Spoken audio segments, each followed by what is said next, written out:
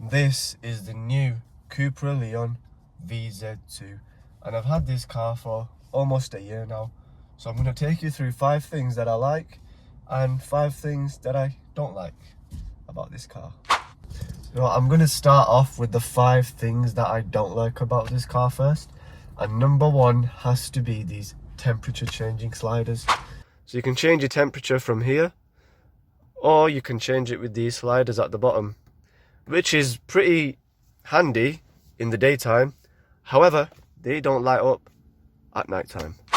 The second thing that I don't like about this car is the fact that it doesn't come with as much standard equipment as the equivalent Cupra Formentor.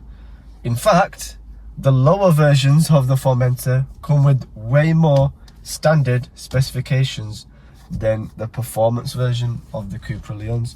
For example, the second to lowest trim of the Formentor, the V2, gets full leather seats, full leather dash, wireless charging, adaptive cruise control, electrically adjustable seats, all as standard, which this VZ2 model of the Leon does not get. How unfair. Another thing that I don't like about this car is that the UK specifications don't come with steering wheel buttons. Now, I don't like that just because it looks less stylish, which in fact it does, but it makes it less practical. For example, on the European versions, you have the start-stop button and the driver select button on the steering wheel, and here you have the stability control button, which you can turn on or off from there. With the UK cars that don't have these buttons, to change your driver select mode, you have to go to the infotainment screen, click here, go to driving profile and change it from there.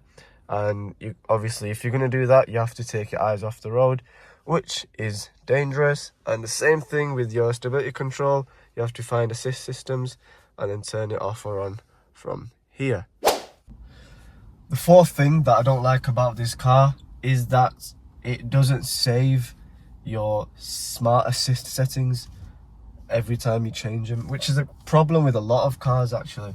So for example, if you turn all these off, lane assist, start and stop, and front assist, which I do most of the time, every time you turn the car on again, you have to turn them off because they automatically turn back on.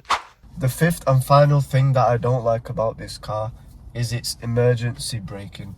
Now, it's one of the assist systems that you can't turn off permanently. It comes back on every time you turn the car on. And what it essentially does is it brakes the car for you if it thinks you're going to hit into something.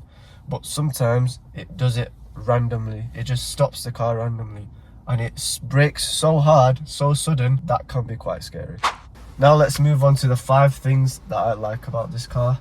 And number 1 is that all models come with physical buttons on the steering wheel, unlike its competitors that have haptic feedback buttons, which if you accidentally touch whilst you're driving can trigger or change something. Well, you don't have to worry about that with the Cupras, and that is very good. The second thing that I like about this car is that the suspension settings aren't just limited to comfort and sport. In fact, there are 15 different settings you can choose on individual mode, and that is quite brilliant. Another thing that I like about this car, the performance version models. In my opinion, it has one of the best stock exhausts out there for newer cars. Obviously, with the new laws, cars are not as loud as they used to be. So amongst the crop of these new cars, I think the Cupras have some of the best stock noises. Just have a listen to this.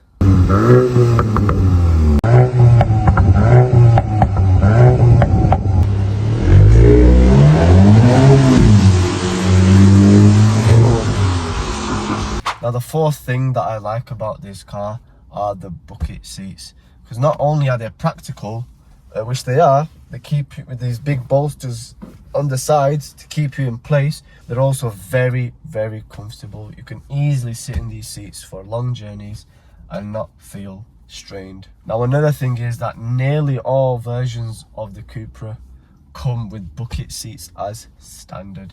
Most of them come with part leather, part cloth, but you can pay an optional extra on them and get full leather seats. Personally, I think the park cloth ones are better, because if you've got the full leather seats and it's a cold day and you get in your car, you're going to feel it. And if it's hot, burning outside, and you get in the car, you're going to burn.